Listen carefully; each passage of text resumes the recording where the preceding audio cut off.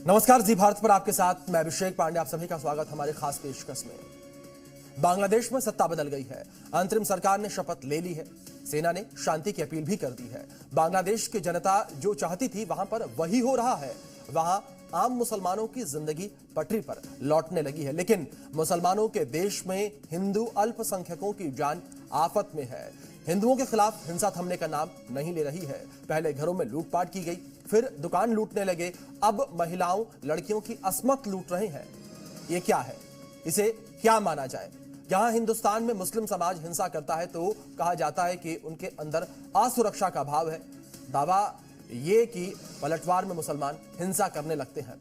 कुछ लोग तो हिंदुओं पर ही उन्हें परेशान करने का आरोप लगा देते हैं और हिंदुओं को ही हिंसक बताने लग जाते हैं। लेकिन बांग्लादेश में क्या हो रहा है? मुसलमानों का देश, करीब 16 करोड़ मुस्लिम आबादी और 1 करोड़ के करीब हिंदू आबादी। अब आप बताइए जरा, 16 करोड़ मुसलमानों को 1 करोड़ हिंदुओं से आखिर कैसा खतरा?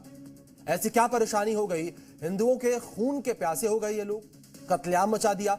ऐसे में मुसलमानों को हिंसक क्यों ना कहा जाए?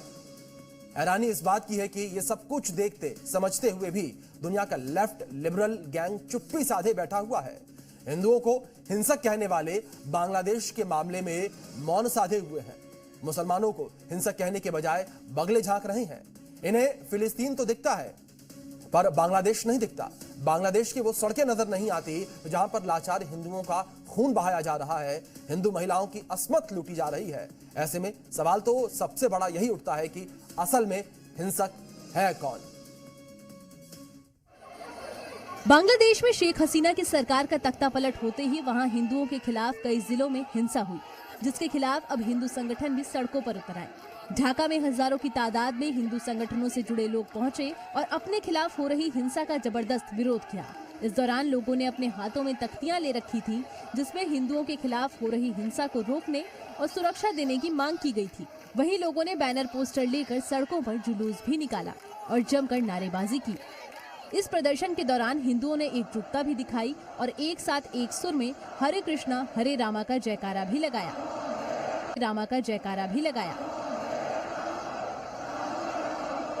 इस विरोध प्रदर्शन के बीच बांग्लादेश में हिंदुओं के प्रति नफरत और हिंसा जारी है।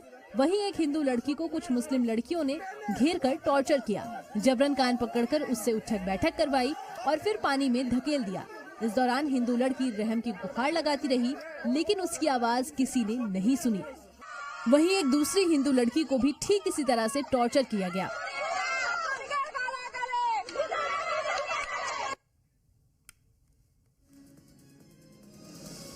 तो इसी विषय पर चर्चा करने के लिए हमारे साथ कुछ खास मेहमान जुड़ गए हैं, उनका रुख भी कर लेते हैं। हमारे साथ अजय गौतम जी जुड़े हैं, हिंदू धर्म गुरु हैं। बहुत स्वागत सर आपका। और मेजर जनरल रिटायर जेके बंसल जी हमारे साथ जुड़े हुए हैं। और इसी के साथ आपको बता दें कि हमारे साथ सैयद जवाद जी भी जुड़े हैं, राजनीतिक विश्लेषक हैं। बहुत स्वागत है आप तीनों मेहमानों का इस चर्चा में। चर्चा की शुरुआत में अजय गौतम जी आपसे ही करना चाहूंगा कि जिस तरीके से बांग्लादेश में स्थितियां देखने को मिल रही है, पहला रिएक्शन मैं आपका चाहूंगा उस पर। बांग्लादेश में हिंदुओं की स्थिति है बहुत ही दुखद है, चिंताजनक है। इस्लाम को मानने वाले, इस्लाम के झंडा बरदार हिंदुओं को चुन चुन कर निशाना बना रहे हैं। हिंदुओं की बहन बेटियों की असमत से खेला जा रहा है। हमारे जो पूजा प्रतिष्ठान है उनको नष्ट किया जा रहा है और किसी भी हर तरीके से जाओ, जिसे एक कहते हैं सरकारी नरसंहार। और मैं ये कहता हूं कि जो लोग इस्लाम को शांति का मजहब कहते हैं, ये उनके मुंह पे तमाचा है।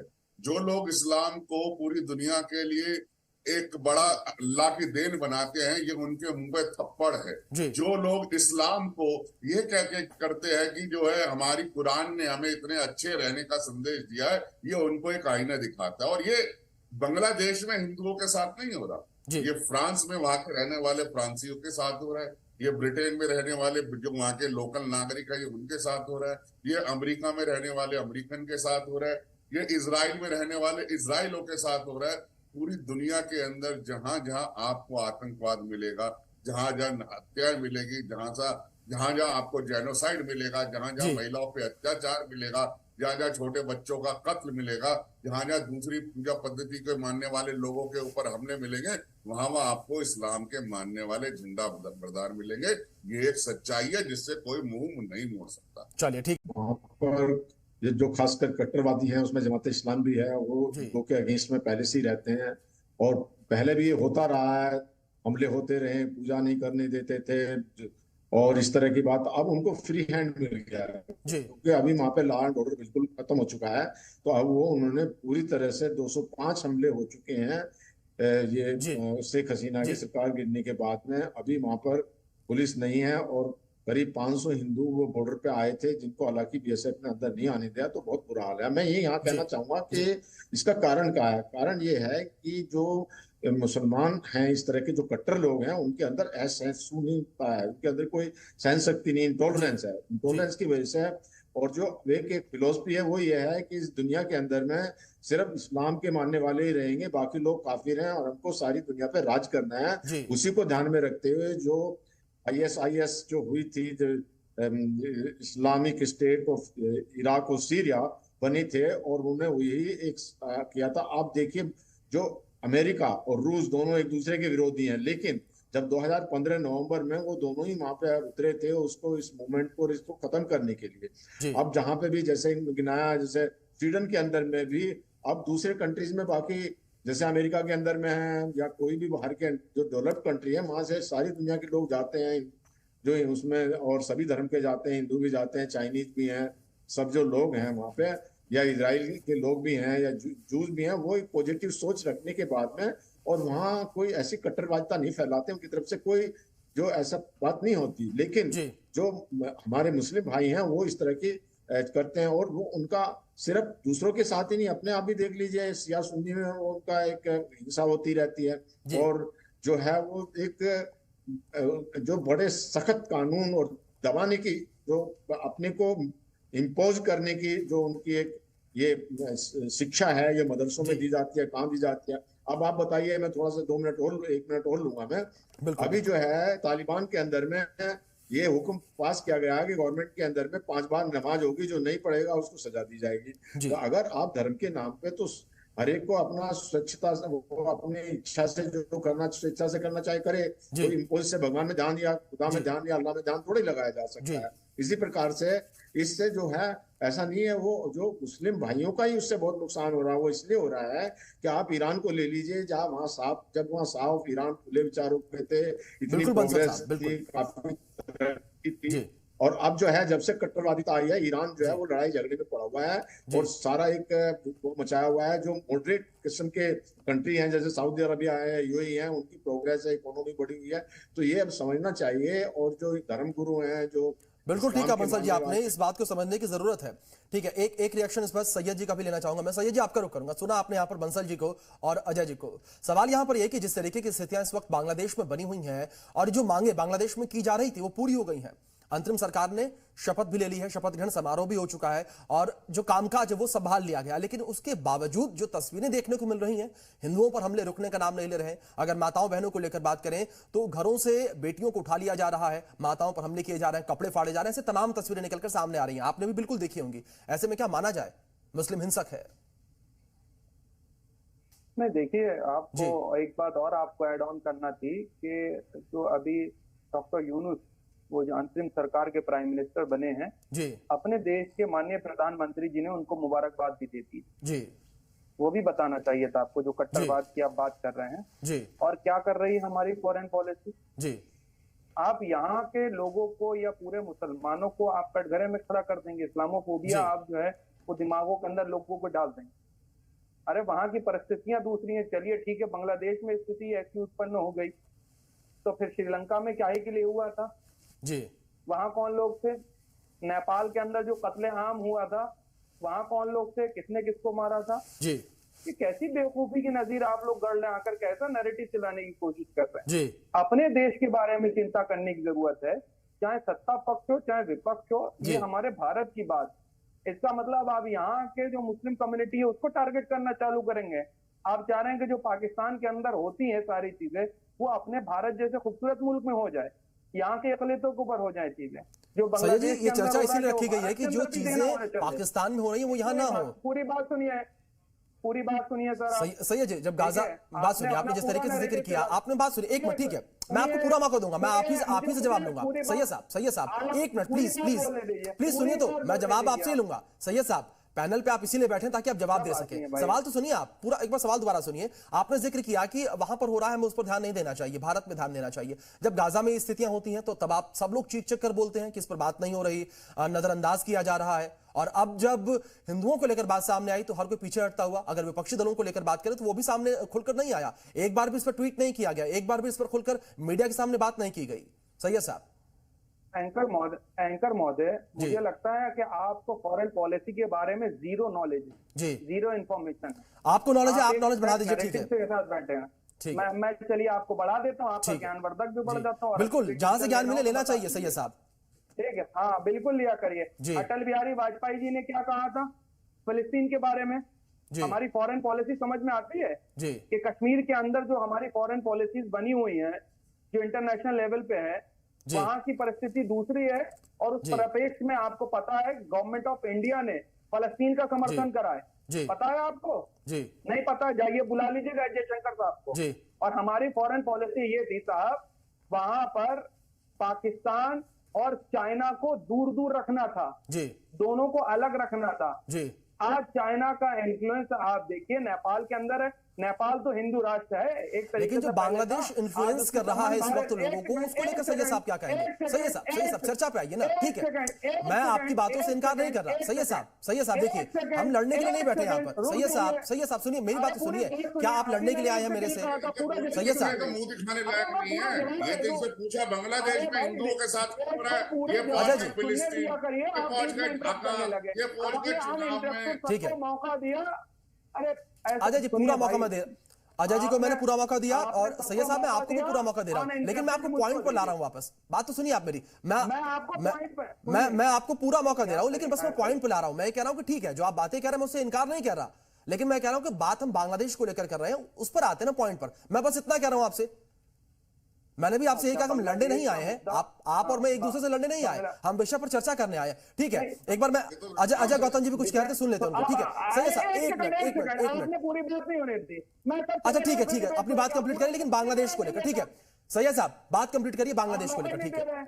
ठीक है, बांग्लादेश के इशू पर बिल्कुल साफ मौक़िफ़ है कि हमारी गवर्नमेंट को ऐसी फॉरेन पॉलिसीज अपनाना चाहिए। अपनी गवर्नमेंट को, हम भारत की गवर्नमेंट से अपील ये करते हैं कि वहां के हिंदुओं के ऊपर किसी तरीके का तशद्दुद ना हो, और जो हो रहा है मैं उसका पुरजोर मुखालफत करता हूँ। जो वहां हो रहा है गलत हो रहा है बिल्कुल, लेकिन मतलब आप मानते हैं गलत हो रहा है। ठीक है सैयद साहब, ठीक है, दोबारा आऊंगा प्लीज, एक मिनट दोबारा आऊंगा मैं। अजय गौतम जी भी लंबे समय से कुछ कहने का प्रयास कर रहे हैं। ठीक है सैयद साहब, देखिए लंबा टाइम दिया मैंने आपको, आऊंगा वापस आपके पास। अजय गौतम जी लंबे समय से कुछ कहने का प्रयास कर रहे हैं। जी गौतम जी। देखिए सैयद साहब से सीधा आपने सवाल पूछा, बांग्लादेश में जो हिंदुओं के साथ हो रहा है उस पर क्या कहोगे जी? इन्होंने एक शब्द नहीं बोला।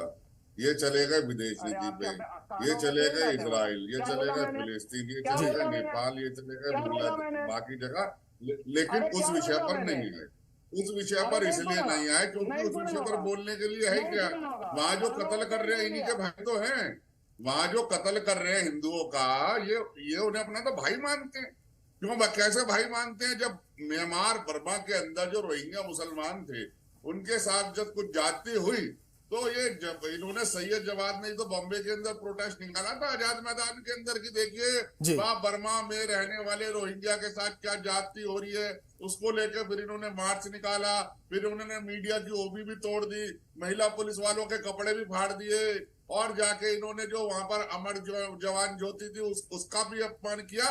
किसके लिए किया याद करिएगा? जो मुसलमान बर्मा में रहते थे, दिन भर तुम्हारा काम हिंदुस्तान वालों के लिए नहीं था, क्योंकि दिन भर तुम जो है नफरत बुलाया इसीलिए आता भाई, तुम्हारा काम ही 24 घंटे। आप नहीं रोकेंगे एंकर महोदय इनको, एंकर साहब इनको नहीं रोकेंगे,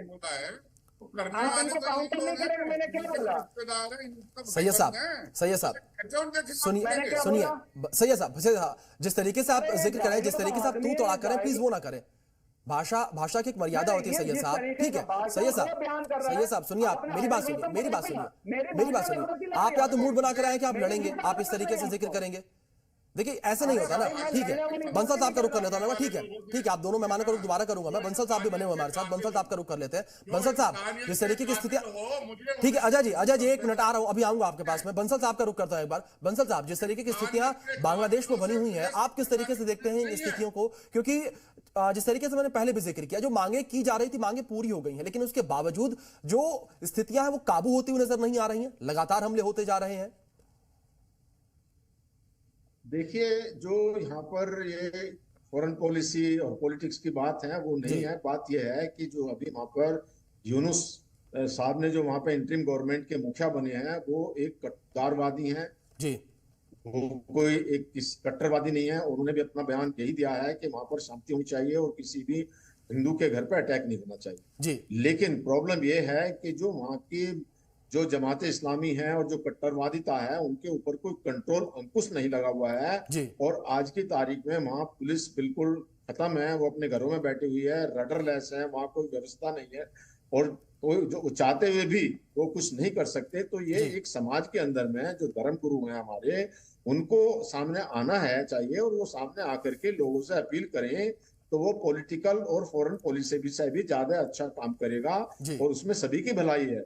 तो जो धर्म गुरुओं को ये एक सौहार्द या भाईचारे की बात करनी चाहिए, बजाय किसी को डिफेंड करने के लिए या जैसे आपस में एक दूसरे को हम कंट्राडिक्ट नहीं कर रहे हैं। हम ये कह रहे हैं एक सोल्यूशन है उसमें जो है वहां पर जब वहां एक प्रदर्शन हुआ तो उसके अंदर में हिंदू स्टूडेंट भी थे।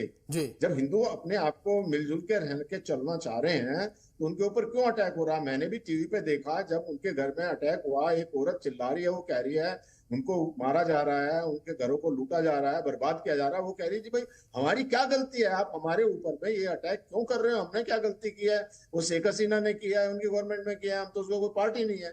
तो ये कोई एक मुद्दा या एक कोई जस्टिफिकेशन नहीं है कि देश के अंदर में टर्मोइल होता है या वो कोई संरक्षण को लेकर बातें करते हैं तो उसमें हिंदू या मुस्लिम की तो कोई बात ही नहीं है। तो फिर ये हिंदुओं पर अटैक क्यों हो रहा है? इस हिंदू के अटैक को सबको कंडम करना चाहिए और वहां के धर्म गुरुओं से और जो वहां के कट्टरवादी हैं उनको कंडम करके और उनको एक शिक्षा या नसीहत देनी चाहिए कि ऐसा ना हो, बजाय के इधर उधर की बात करने। जी बंसल जी, बड़ी अच्छी बात आपने कही है और इसी बात के साथ मैं सैयद साहब का रुख करूंगा। सैयद जी, आपने सुना होगा बंसल जी को, जो लास्ट लाइन थी बंसल जी की, कि जो वहां के धर्म गुरु हैं यानी कि बांग्लादेश के जो धर्म गुरु हैं उनको भी आगे आना चाहिए और आगे आकर मुस्लिमों से अपील करनी चाहिए कि इस तरीके की चीजें ना की जाए, इस तरीके से हमले ना किए जाए। क्या आपको लगता है कि ऐसा होना चाहिए? नहीं, देखिए क्या है, जो वहां पे स्थिति बनी हुई है और जो हमले हो रहे हैं, फिर कान खोल करके सुन ले लोग, ताकि मेरे ऊपर पर्सनली अटैक करने से बेहतर है कि वो मुद्दों की और विषय की बात करें। जो वहां पे घटनाएं हो रही है मैं उसकी निंदा करता हूँ, उसकी भर्त्सना करता हूँ कि ये नहीं होना चाहिए वहां पर। लेकिन आप बताइए वहां की कंडीशन क्या है? वहां की सरकार का तख्ता पलट जो हुआ उसमें तो बहुत से लोगों को, जो अपने ही उनके समुदाय के लोग, जो मुस्लिम समाज के लोग थे, जो शेख हसीना के समर्थक थे, उनके घरों को आग लगा दी गई। क्या ये नहीं देखा आपने? उसमें धार्मिक एंगल निकाल करके धार्मिक चश्मे से देखना, वो तो बिल्कुल ही गलत बात है ना। आप यहाँ के लोगों को प्रताड़ित करने लगेंगे, यहाँ के अल्पसंख्यकों पर हमले करने लगेंगे, यहाँ के मुसलमानों की तुलना जो है आप बांग्लादेश के यहाँ के लोगों से करने लगेंगे। ये कौन सा जस्टिस है भाई आपका?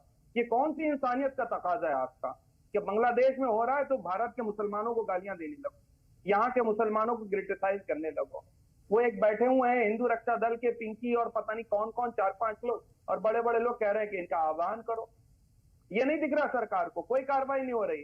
अरे भाई, एक आप इस मैटर को पूरा समझिए।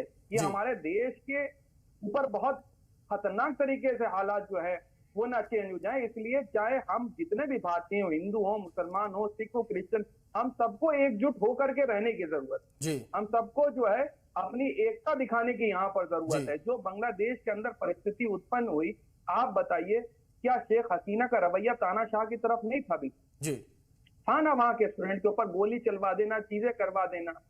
और जहां कहीं पर तानाशाही सरकारें होती, उनका हश्र यही होता। हाँ, उसका कॉन्फ्लिक्ट हमारे देश के ऊपर, हमारे देश की एकजुटता की बात आपने की है, बड़ी लंबी है।